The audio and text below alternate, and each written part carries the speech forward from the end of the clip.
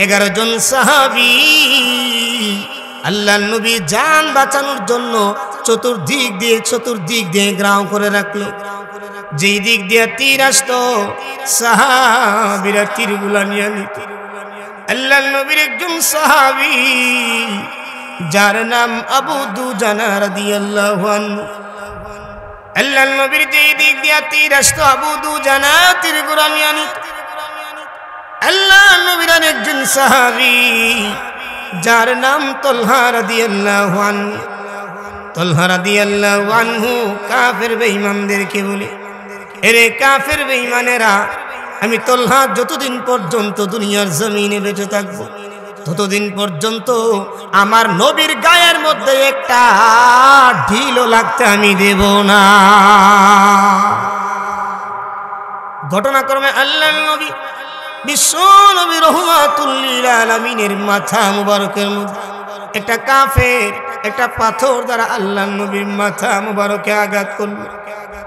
এই পাথরের আঘাতে আল্লাহর নবীর মাথার মধ্যে লোহার টুপি পরিধান ছিল, ওই লোহার টুপিটা ভেঙে আল্লাহর নবীর মাথা মুবারকের মধ্যে দুইটা লোহার কড়া গিয়ে ঢুকে পড়ল।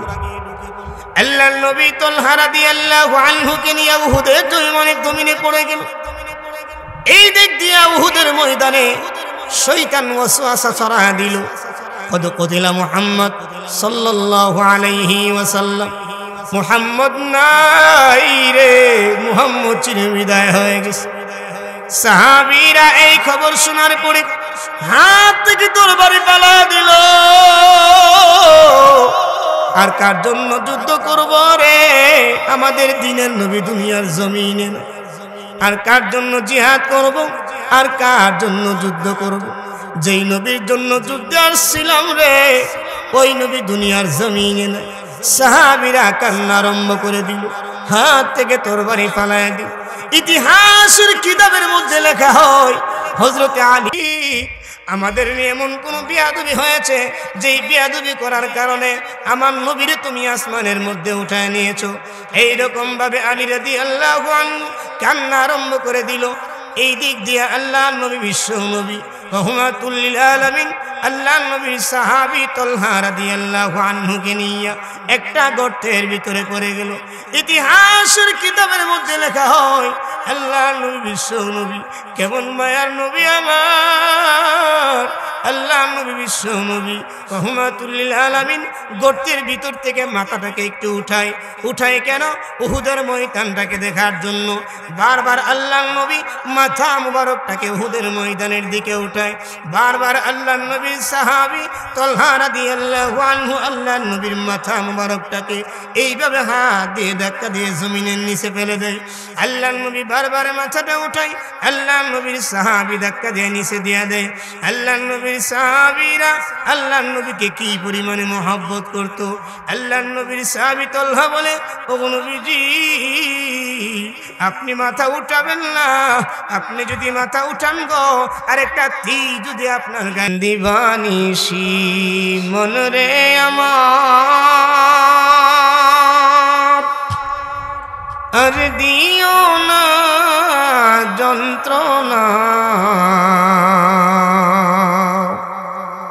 ধনে যদি হইতাম ধনী যাইতাম সোনার মদিনা।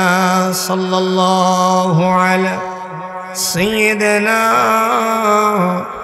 ওয়া মাওলানা মুহাম্মদ ওয়া আলা আলিহি ওয়া আসহাবিহি ওয়া সাল্লাম। গাছে চিনল মাছে চিনল,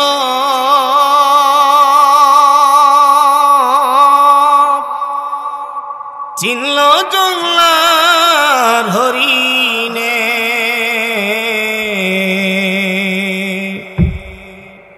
গাছে চিনল মাছে চিনল, চিনল জংলার হরিণে, মানুষ হয়ে চিনলি না রে আমার প্রিয় নবীকে। সাল্লাল্লাহু আলা سيدنا ومولانا محمد وعلى آله وأصحابه وسلم لا إله إلا তো আগে বসেন সামনে থাকাটা পূরণ করেন তো আগে বসেন লা ইলাহা ইল্লা জোড়ে লা ইলাহা ইল্লা জোড়ে লা ইলাহা ইল্লাল্লাহ লা ইলাহা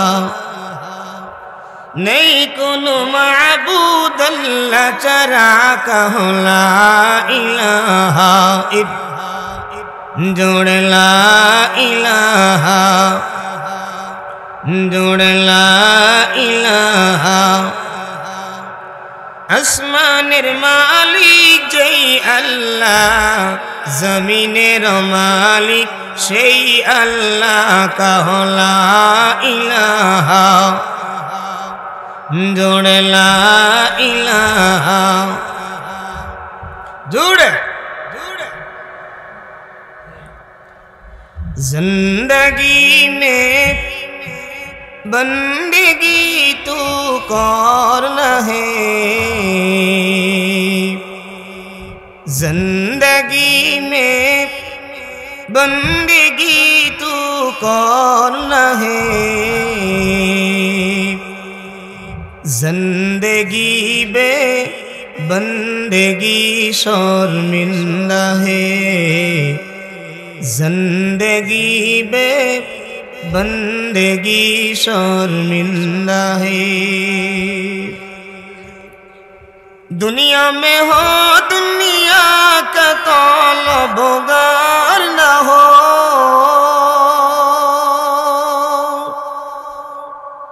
बाजार से गुजरे हो खरीदार न हो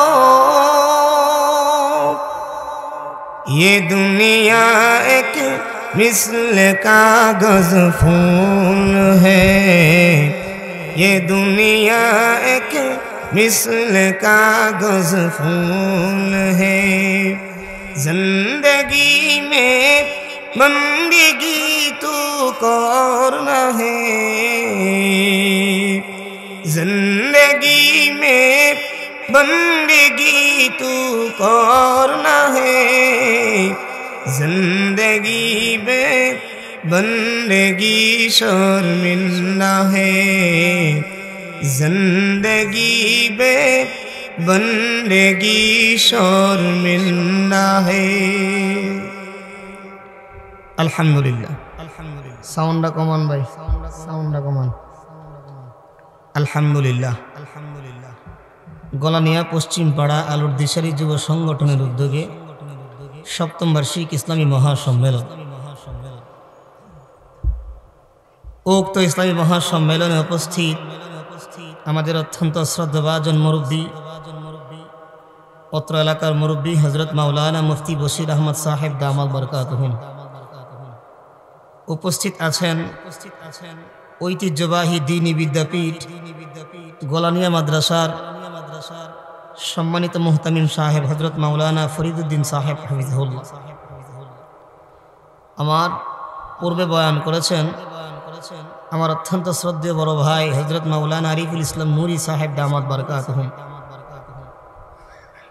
আজকের যিনি প্রধান অতিথি আপনাদের সবার সুপরিচিত বক্তা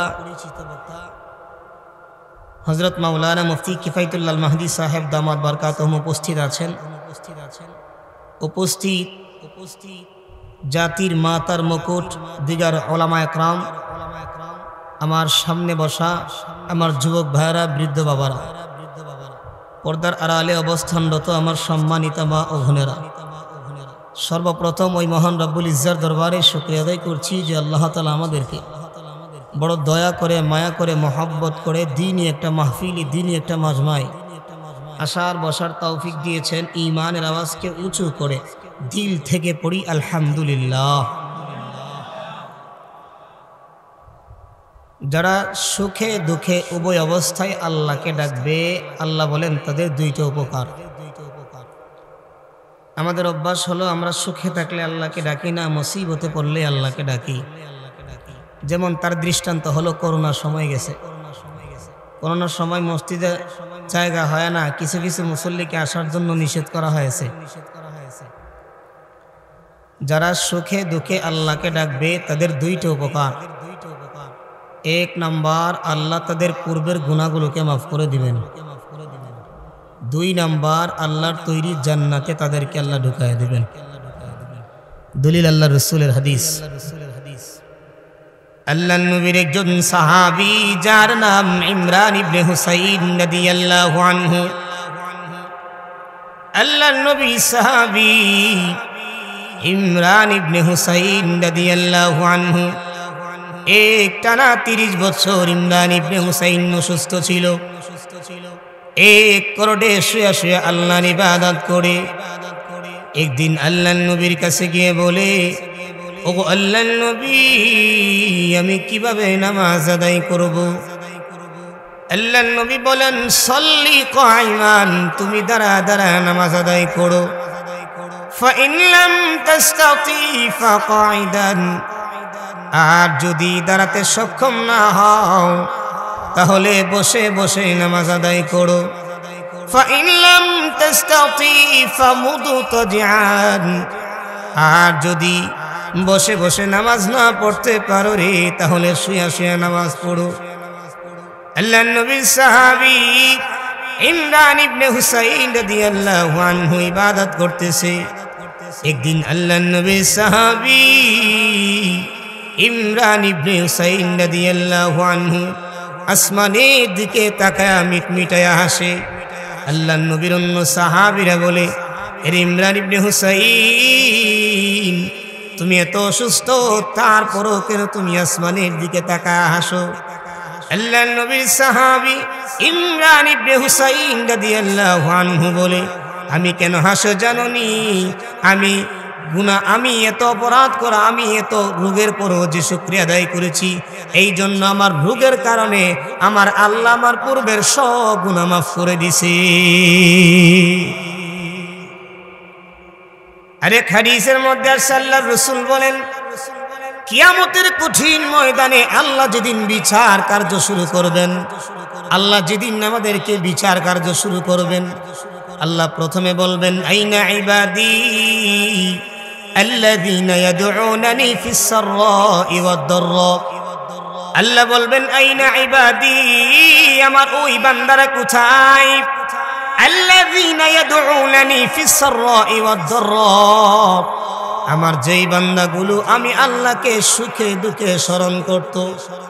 জ্বর হলো আমি আল্লাহকে বলতো, সর্দি হলো আমি আল্লাহকে বলতো, একটা মুসিবতে বান্দা পড়বে আমি আল্লাহকে বলতো, একটা বিল্ডিং বানাবে আমি আল্লাহকে বলতো, ওই বান্দারা কোথায়?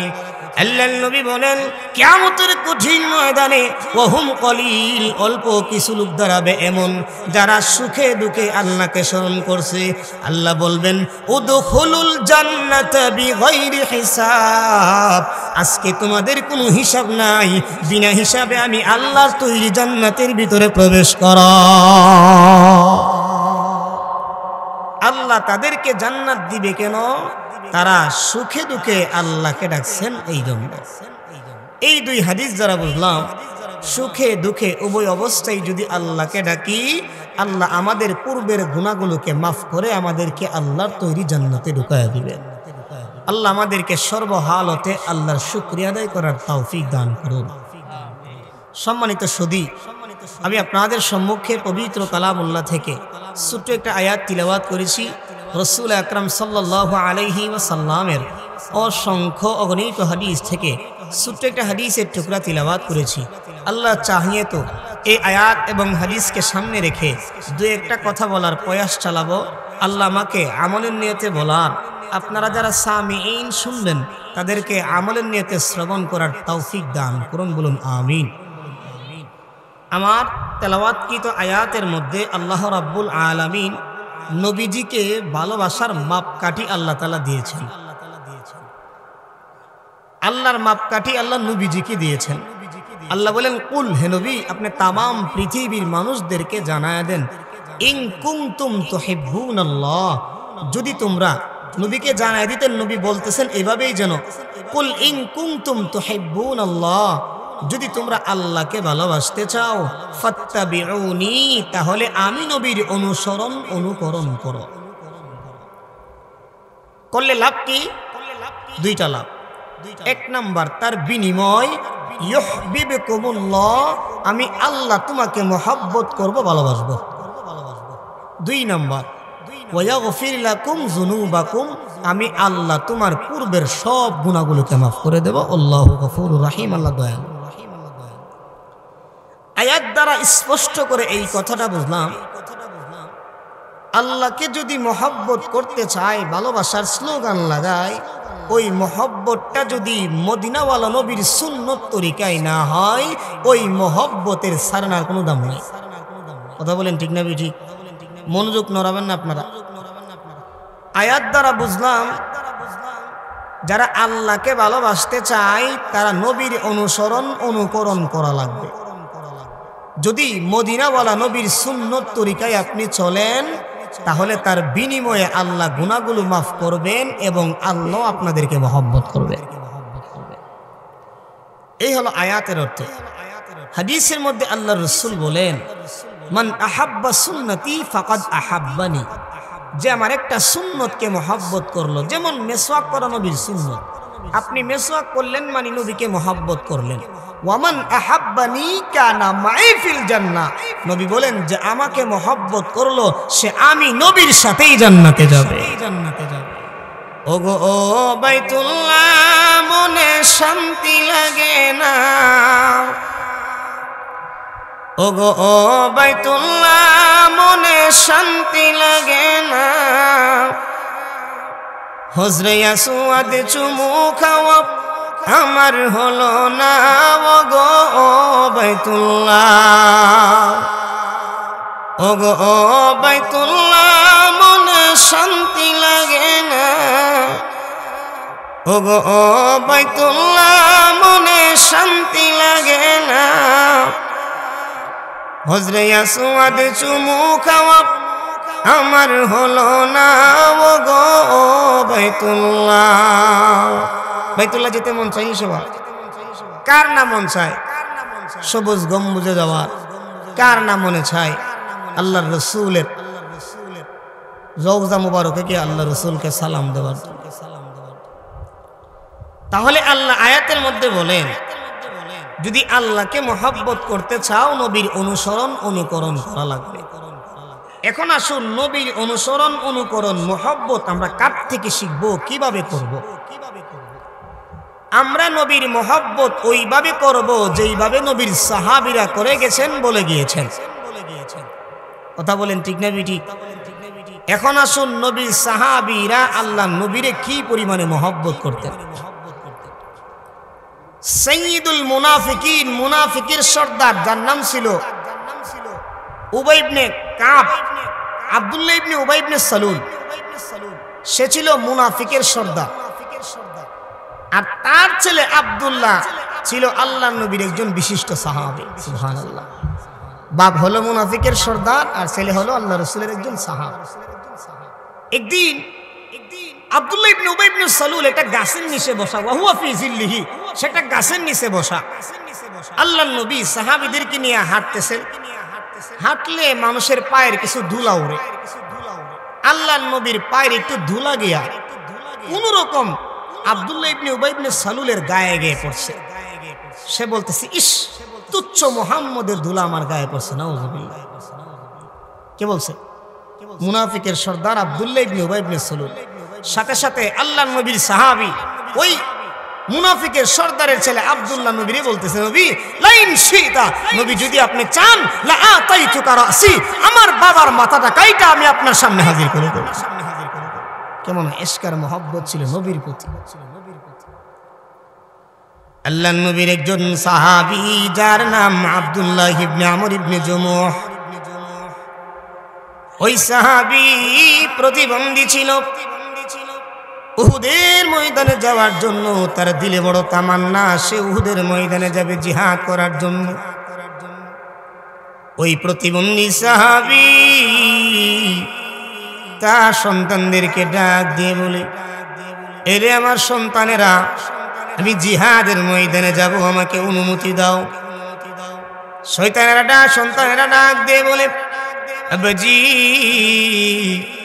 আপনি তো প্রতিবন্ধী, আর যদি কোনো প্রতিবন্ধী সাহাবী যুদ্ধের ময়দানে না যায় তাহলে কোনো অসুবিধা হবে না। আল্লাহর নবীর প্রতিবন্ধী সাহাবী বলে, না আমি মানব না, জিহাদের ময়দানে যাব। আল্লাহর নবীর প্রতিবন্ধী সাহাবী তার সন্তানদেরকে ডাক দিয়ে বলে, আমাকে নিয়ে চলো আখিরি জামানার পয়গম্বরের দরবারে। আল্লাহর নবী বিশ্ব নবী রাহমাতুল লিল আলামিনের কাছে আল্লাহর নবীর প্রতিবন্ধী সাহাবীকে নিয়ে যাওয়া হলো। আল্লাহর নবী বিশ্ব নবী রাহমাতুল লিল আলামিনের কাছে গিয়ে প্রতিবন্ধী সাহাবী বলে, ও নবীজি আমি প্রতিবন্ধী, এই কারণে আমার ছেলেরা আমাকে জিহাদের ময়দানে যাওয়ার জন্য অনুমতি দেয় না। নবী গো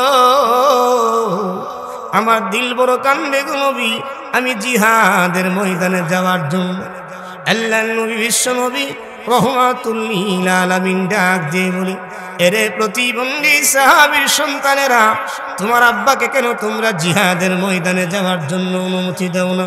প্রতিবন্ধী সাহাবীর সন্তানেরা বলে, ও নবীজি আমরা আমাদের আব্বাকে অনুমতি দেই না, কারণ আমার আব্বা হলো প্রতিবন্ধী, আর কোনো প্রতিবন্ধী সাহাবী যদি জিহাদের ময়দানে না যায় তাহলে কোনো অসুবিধা হবে না গো নবীজি। আল্লাহর নবী বলেন, এই প্রতিবন্ধী সাহাবীর সন্তানেরা, তোমার আব্বাকে বাধা দিও না, জিহাদের ময়দানে যাওয়ার জন্য অনুমতি দাও। আল্লাহর নবী বিশ্ব নবী রাহমাতুল লিল আলামিনের সাহাবীকে নিয়ে যাওয়া হলো জিহাদের ময়দানে। আল্লাহর কুদরত বোঝা যায় না, আল্লাহর নবীর প্রতিবন্ধী সাহাবী জিহাদের ময়দানে গিয়া জিহাদ করতে করতে আল্লাহর রাস্তায় শহীদ হয়ে গেল। যেই মাত্র সাহাবীর সন্তানেরা সংবাদ পাইল আমাদের আব্বাজি দুনিয়ার জমিনে নাই, তখন সন্তানেরা ডাক দিয়ে বলে, আমাদের আব্বার লাশ আমরা উহুদের ময়দানে দাফন করব না, আমাদের আব্বার লাশ আমরা মদিনায় নিয়ে যাইব। ইতিহাসের কিতাবের মধ্যে লেখা হয়, যখন আল্লাহর নবীর প্রতিবন্ধী সাহাবীর লাশটাকে উটের মধ্যে উঠানো হয় আর উটটাকে সামনের দিকে ঝাঁকানো হয়, উটটাই একটা সেকেন্ড সামনের দিকে নড়ে না, জায়গার মধ্যে বসে পড়ে। আল্লাহর নবীর সাহাবীরা আল্লাহর নবী বিশ্ব নবী রাহমাতুল লিল আলামিনের কাছে গিয়ে বলে, ও নবীজি আপনার প্রতিবন্ধী সাহাবীর লাশটাকে যখন উটের উপর উঠানো হয় আর উটটাকে যখন মদিনার দিকে আহ্বান করা হয়, উটটাই একটা সেকেন্ড সামনের দিকে নড়ে না গো নবী, উটটা জায়গার মধ্যে বসে পড়ে। আল্লাহর নবী বিশ্ব নবী রাহমাতুল লিল আলামিন সাহাবী সন্তানদেরকে ডাক দিয়ে বলে, এরে সাহাবী সন্তানেরা, তোমার আব্বা যেদিন উহুদের ময়দানে আসবে ওই দিন তোমার আব্বা কোনো কিছু বলছিল কি? এরে সাহাবী সন্তানেরা, তোমার আব্বা যেদিন উহুদের ময়দানে আসবে ওই দিন তোমার আব্বা কোনো দোয়া করেছিল কি? সাহাবী সন্তানেরা বলে, ও নবীজি আমার আব্বা যেদিন উহুদের ময়দানে আসবে ওই দিন আল্লাহর কাছে একটা দোয়া করেছিল, এরে মালিক আমি প্রতিবন্ধী, আমার হাত নাই, আমার পাও নাই গো আল্লাহ, এরে আমার মালিক আমি প্রতিবন্ধিতার কারণে আমাকে কোনো মানুষ যুদ্ধের ময়দানে যাওয়ার জন্য অনুমতি দেয় না গো নবী। ওগো নবী, ওগো আমার আল্লাহ, আমার যুদ্ধের ময়দানে যাওয়ার জন্য কেউ অনুমতি দেয় না, কারণ আমি প্রতিবন্ধী। আমি নিয়ত করেছি গো নবী, নিয়ত করেছি গো আল্লাহ, উহুদের ময়দানে গিয়ে আমি জিহাদ করব। এরে আমার মালিক আমি যদি উহুদের ময়দানে যেতে পারি তাহলে তুমি আমার মালিক উহুদের ময়দান থেকে আমার লাশটাকে আর ফিরাইও না। আল্লাহর নবী বিশ্ব নবী রাহমাতুল লিল আলামিন ডাক দিয়ে বলে, এরে সাহাবীর সন্তানেরা, তোমার আব্বার লাশটাকে আর সামনের দিকে বাড়ায় না, তোমার আব্বার লাশটাকে উহুদের ময়দানে দাফন করে দাও। 11 জন সাহাবী আল্লাহর নবী জান বাঁচানোর জন্য চতুর্দিক দিয়ে গ্রাম করে রাখলো। যেই দিক দিয়ে তীর আসতো সাহাবীরা তীরগুলা নিয়ে নিত। আল্লাহর নবীর একজন সাহাবী যার নাম আবু দুজানা রাদিয়াল্লাহু আনহু, আল্লাহর নবীর যেই দিক দিয়ে তীর আসতো আবু দুজানা তীরগুলা নিয়ে নিত।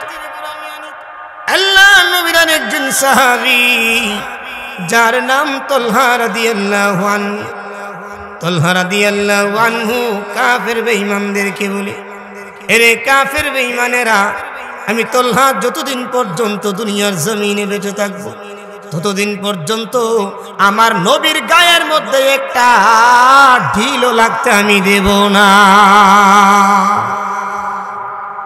ঘটনাক্রমে আল্লাহর নবী বিশ্ব নবী রাহমাতুল লিল আলামিনের মাথা মুবারকের মধ্যে একটা কাফের একটা পাথর দ্বারা আল্লাহর নবীর মাথা মুবারকে আঘাত করল।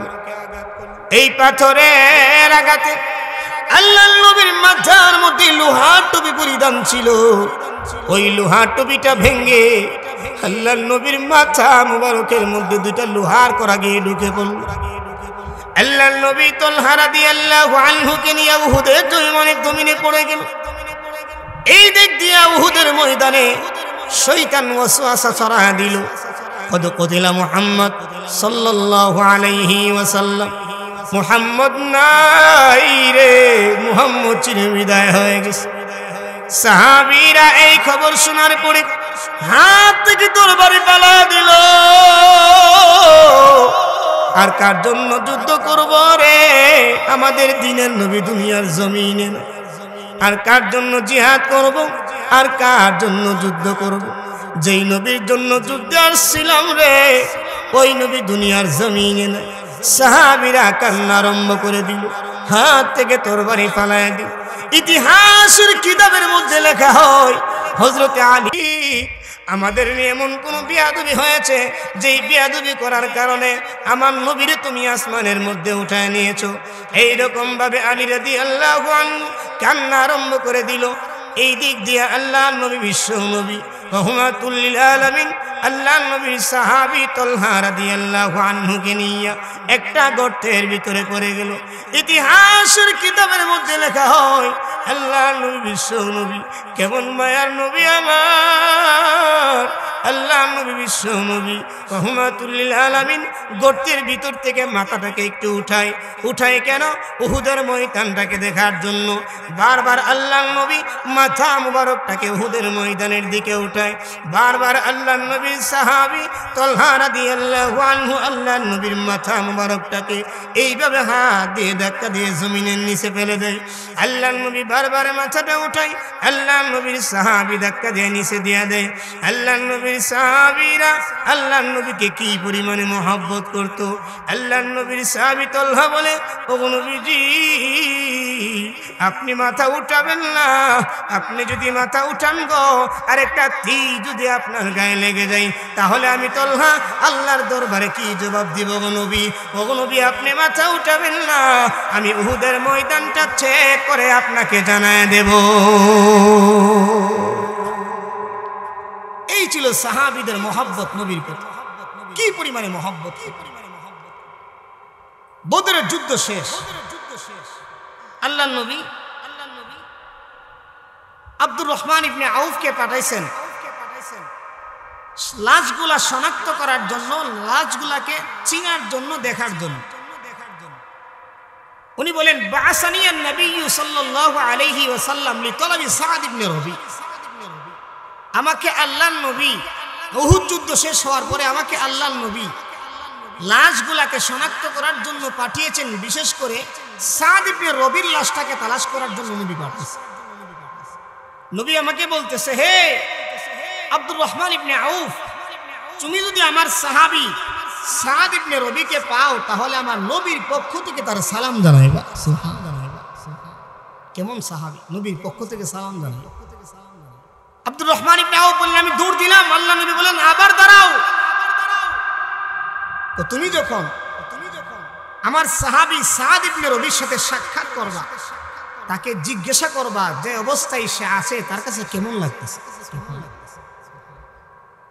আল্লাহর নবীর সাহাবী গিয়ে সাদ ইবনে রবিকে পাইল, গিয়ে বলতেছেন, আপনি কি সাদ ইবনে রবি?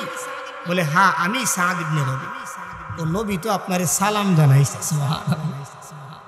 সাহাবী বলতেছেন মুমূর্ষ অবস্থায় মরে যাবে ভাব, হুট করে দাঁড়ায় গেছে, নবী সালাম জানাইছে।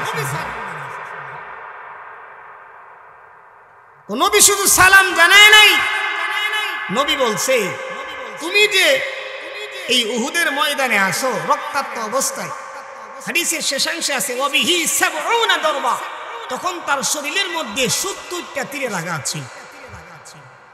ও নবী বলছে তোমার 70টা তীরের আঘাত সহ তোমার কাছে কেমন লাগতেছে? আল্লাহর নবীর সাহাবী সাদ ইবনে রবি জবাব দেন তুমি নবীকে জানায় দিবা আমি উহুদের ময়দান থেকে 70টা তীরের আঘাত সহ আজিদু রিহাল জান্নাহ, আমি জান্নাতের সুঘ্রাণ পাইতেছি। কেমন সাহাবী?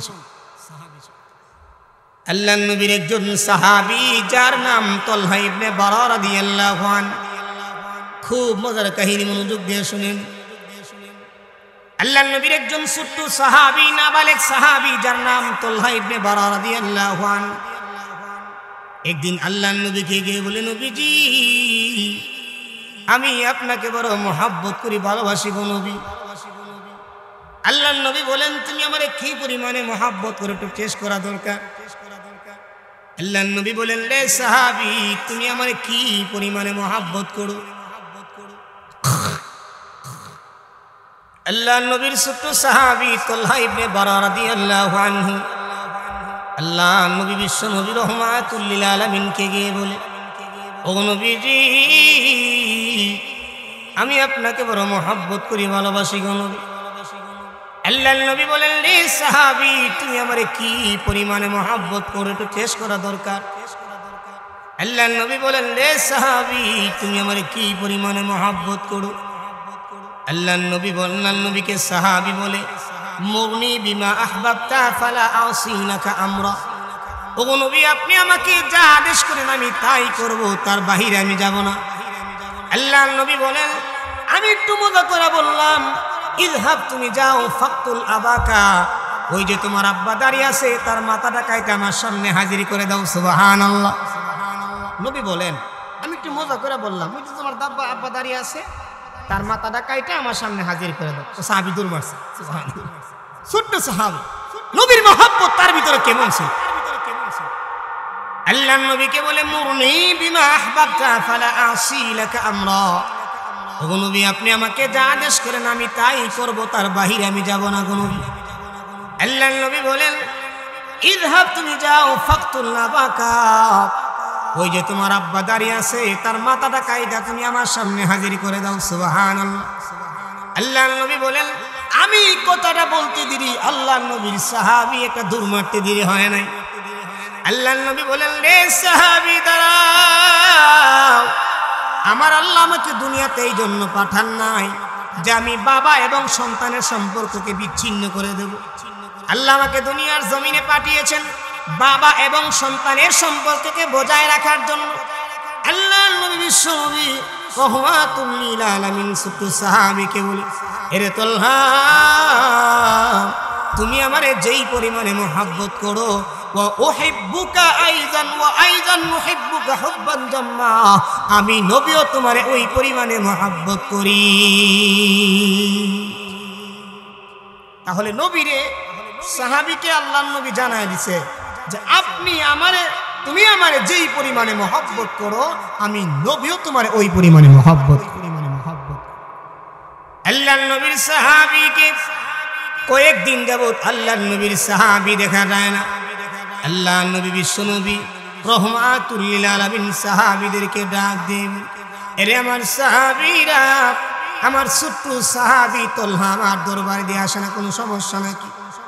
হাদিস বর্ণনাকারী সাহাবী লিখেন ফামারিদা তালহা বাদা যালিক, কিছুদিন পরে আল্লাহর নবী বিশ্ব নবী রাহমাতুল লিল আলামিনের সাহাবী লা ইলাহা জিকির করেন লা ইলাহা জোড়ে লা ইলাহা ইল্লাল্লাহ, লা ইলাহা জোড়ে লা ইলাহা জোড়ে লা ইলাহা। আসমানের মালিক যেই আল্লাহ, জমিনের মালিক সেই আল্লাহ, কাহলা ইলাহা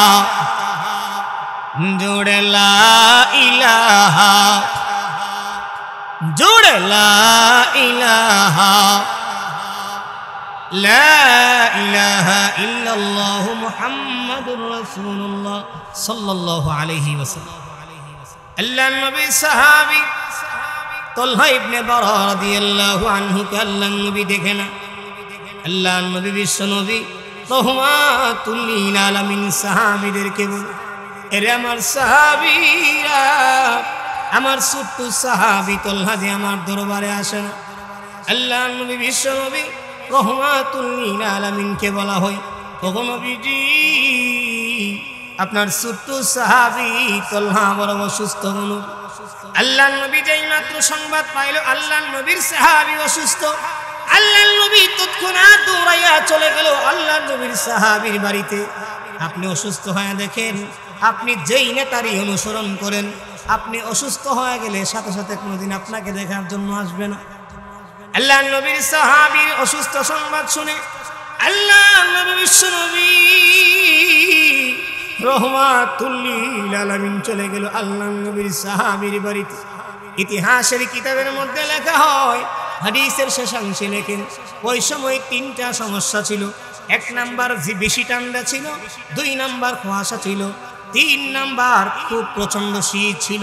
এই তিনটা জিনিসকে উপেক্ষা করে আল্লাহ নবী বিশ্ব নবী রাহমাতুল লিল আলামিন আল্লাহ নবীর সাহাবীর বাড়িতে চলে গেল। আল্লাহ নবীর বাড়িতে গিয়ে দেখে আল্লাহ নবীর ছোট্ট সাহাবীর অবস্থা বেশি ভালো না, আর বেশি দিন আল্লাহ নবীর সাহাবী দুনিয়াতে বাঁচবে না। আল্লাহ নবী বললেন, এ তালহার আম্মা, এরে তালহার আব্বা, আমি নবীর মনে হয় আমার সাহাবী তালহা আর বেশি দিন দুনিয়ার জমিনে বাঁচবে না। আল্লাহ নবী ডাক দিয়ে বলে, রে তালহার আম্মা, রে তালহার আব্বা, আমার সাহাবী তালহা যদি দুনিয়ার জমিন থেকে বিদায় হয়ে যায়, তাহলে আমি নবীকে তোমরা সংবাদ দিবা, আমি নবী তার কাফন দাফন করব এবং আমি নবী তার জানাজার নামাজ পড়াবো। কত বড় সুসংবাদ! আমার সাহাবী যদি মরে যায়, নাবালক সাহাবী, আমি নবীর সংবাদ দিবা, আমি নবী তার কাফন দাফন করব এবং আমি নবী তার জানাজার নামাজ। আল্লাহ নবী বিশ্ব নবী রাহমাতুল লিল আলামিন যাওয়ার পরে আল্লাহর নবীর ছোট্ট সাহাবী তালহা ইবনে বারা রাদিয়াল্লাহু আনহু আম্মা আব্বাকে ডাক দিয়ে বলে, এরে আমার আম্মা, এরে আমার আব্বা, আমার নবী তোমাদের কাছে কি বলে গিয়েছে? তালহার আম্মা আব্বা বলে, এরে আব্বাজি, তোমার নবী বলে গিয়েছেন তোমার তালহার অবস্থা বেশি ভালো না, তুমি আর বেশি দিন দুনিয়ার জমিনে বাঁচবা না। তুমি যদি দুনিয়ার জমিন থেকে বিদায় হয়ে যাও, তাহলে আমরা তোমার কাফন দাফন নিজে যেন না করি। নবীকে সংবাদ দেওয়ার জন্য নবী কাফন দাফন করবে এবং নবী তোমার জানাজার নামাজ পড়বে। আল্লাহ নবীর সাহাবী এই সংবাদ শোনার পরে ডাক দিয়ে বলে, এরে আমার আম্মা, এরে আমার আব্বা, আমার নবীকে তোমরা সংবাদ দিবা না, কারণ আমি তালহা যদি রাতের বেলা মারা যাই আর আমার নবী যদি রাত্রের বেলা আমার কাছে আসতে চাই আমার কাফন দাফন সম্পূর্ণ করার জন্য, আর কোনো কাফের বেঈমান যদি আমার নবীকে আক্রমণ করে, তাহলে আমি তালহা আল্লাহর দরবারে কি জবাব দিব? এরে আমার আম্মা, এরে আমার আব্বা, আমি যদি দুনিয়ার জমিন থেকে বিদায় হয়ে যাই, আমার নবীকে তোমরা ডাক দিবা না, আমাকে তোমরা এমনি দাফন করে দিবা। রহমাতুল লিল আলামিন নবী, রহমাতুল লিল আলামিন নবী, কোরআনে প্রমাণ, উম্মত বিনে কে বুঝিবে আমার দ্বীনের নবীর শান, উম্মত বিনে কে বুঝিবে আমার দ্বীনের নবীর শান।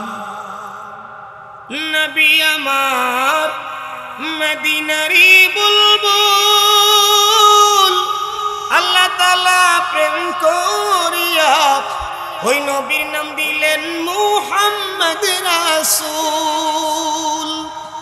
সেই নবীকে গালি দিলে, ওই নবীকে না মানিলে থাকবে না ঈমান।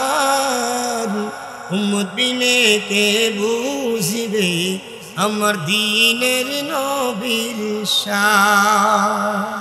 বলতেছিলাম আল্লাহ নবীর সাহাবী তলহা ইবনে বারা রাদিয়াল্লাহু আনহু এই কথা বলার পরে আল্লাহ নবীর সাহাবীরা আল্লাহ নবীর সাহাবীরা নবীকে বলতেছেন, নবী আপনার সাহাবী তলহা ইবনে বারা তো আর দুনিয়ার জমিনে নাই, দুনিয়ার জমিন থেকে বিদায় হয়ে গেছে। তখন আল্লাহ নবীর সাথে সাথে এই খবর শুই না তলহার কবরে চলে গেল। তলহার কবরে গিয়ে আল্লাহ নবী দোয়া করে, আল্লাহ তুমি আমার সাহাবী তলহাকে এই অবস্থায় তুমি তলহার সাথে সাক্ষাৎ করবা, যেন তোমাকে তলহা দেখে একটা হাসি দেয় এবং তুমি আল্লাহ যেন তলহাকে দেখে একটা হাসি দাও। আল্লাহ রাব্বুল আলামিন আমাদেরকে রসুলকে পরিপূর্ণ মহব্বত করে রসুলের মহব্বত পেয়ে রসুলের সুপারিশ পেয়ে জান্নাতে যাওয়ার তৌফিক আল্লাহ আমাদেরকে দান করুন। ওয়া আখিরু দাওয়ানা আনিল হামদুলিল্লাহি রাব্বিল আলামিন। আসসালামু আলাইকুম ওয়া রাহমাতুল্লাহি ওয়া বারাকাতুহু।